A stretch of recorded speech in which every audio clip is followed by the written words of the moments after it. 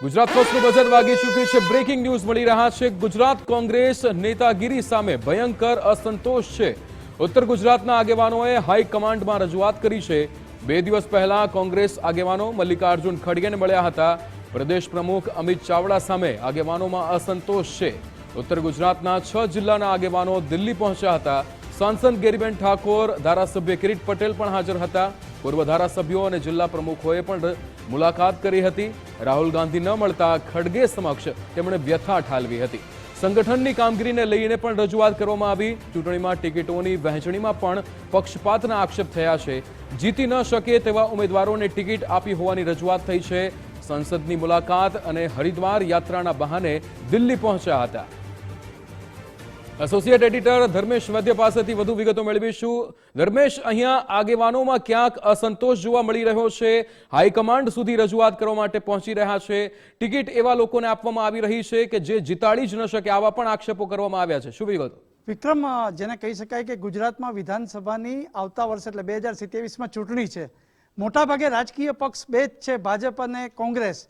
આપ ત્રીજો વિકલ્પ તરીકે આપણે ગણી રહ્યા છે। એવા સમયે કોંગ્રેસમાં સમૂહ સૂત્રું નથી, ભલે ઢાંક્યું ઢાંકે પણ નથી, એ હકીકત છે। ભલે સાંસદ જોવાના બાને અને હરિદ્વારની યાત્રાને બાને ઉત્તર ગુજરાતના જે આગેવાનો જે કોંગ્રેસના રાષ્ટ્રીય પ્રમુખ મલ્લિકાર્જુન ખડગેને મળ્યા, ત્યારે જે વાતો છે હવે ધીમે ધીમે બહાર આવતી રહી છે। સૌથી મહત્વની વાત એ આવી છે કે સંગઠનને લઈને જે અગ્રણીઓ કહી શકાય, પછી વર્તમાન સાંસદ ગેનીબેન ઠાકોર હોય, પૂર્વ ધારાસભ્ય રઘુભાઈ દેસાઈ હોય, વર્તમાન ધારાસભ્ય કિરીટભાઈ પટેલ હોય કે મહેસાણા જિલ્લા કોંગ્રેસના પ્રમુખ અને પૂર્વ ધારાસભ્ય બળદેવજી ઠાકોર હોય અને ઉત્તર ગુજરાતના 6 જિલ્લાના પ્રમુખ હોય, આ તમામ લોકોએ આંતરિક રીતે જે અસંતોષ છે એ રજૂ કર્યો છે મલ્લિકાર્જુન ખડગે પાસે। લગભગ 16 મિનિટ જેવી શુભેચ્છા મુલાકાતના બાનામાં સૌથી મહત્વનું કહી શકાય કે અમિત ચાવડા આવ્યા પછી 1.5 વર્ષમાં સંગઠનની કોઈ નિયુક્તિ થઈ નથી।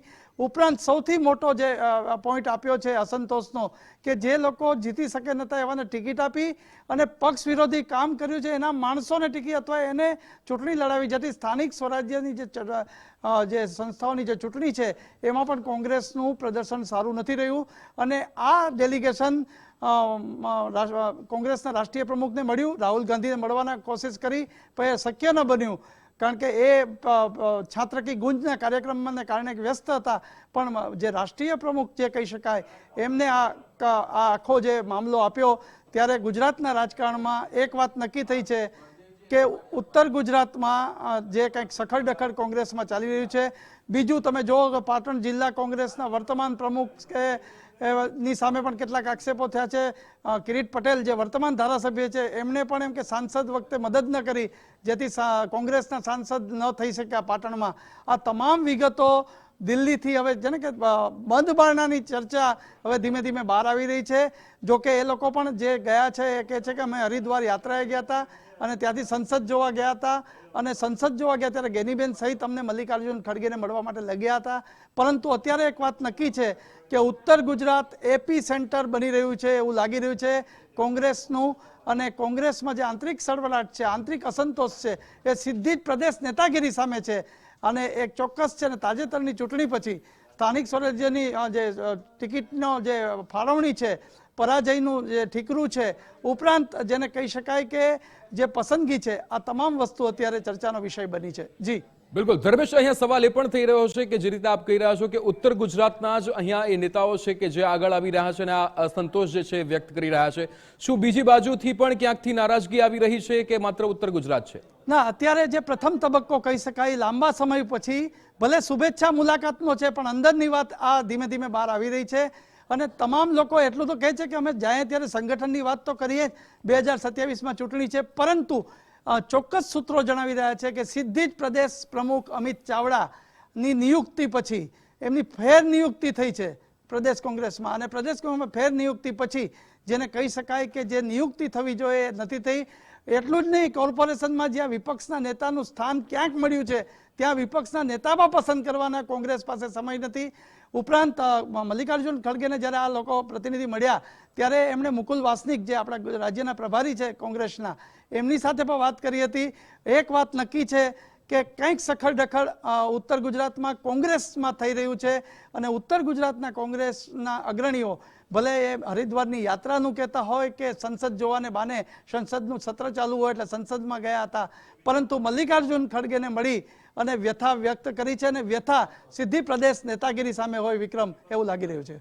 બિલકુલ ધર્મેશ, એક સવાલ બીજો એ પણ થઈ રહ્યો છે, ક્યાંક અહીંયા આપણે એ પણ વાતને જોઈ શકીએ છીએ કે આ જે ઉત્તર ગુજરાતના જેટલા પણ નેતાઓ ગયા હતા એમાં એક જે ખટરાગ છે એવો પણ છે કે એવા લોકોને ટિકિટ આપવામાં આવે છે જે ચૂંટણી નથી જીતાડી શકતા અથવા એ લોકોનો મત વિસ્તારમાં એટલો પ્રભુત્વ નથી પણ છતાં ટિકિટ આપી દેવામાં આવે છે. તો આ જે પક્ષપાત છે એ ખાસ કરીને કોના ઉપર અહીંયા આ જે કળશ જે છે એ ઢોળવામાં આવ્યો છે? વિક્રમ, રાહુલ ગાંધીએ જ્યારે ગુજરાતની સૌથી પહેલા વખતે મુલાકાત લીધી ત્યારે જિલ્લા પ્રમુખને એવી સત્તા આપવામાં આવશે આવી વાત કરી હતી, પણ એ વાત માત્ર કાગળિયા ઉપર રહી છે, કોંગ્રેસમાં ફળીભૂત ન થઈ.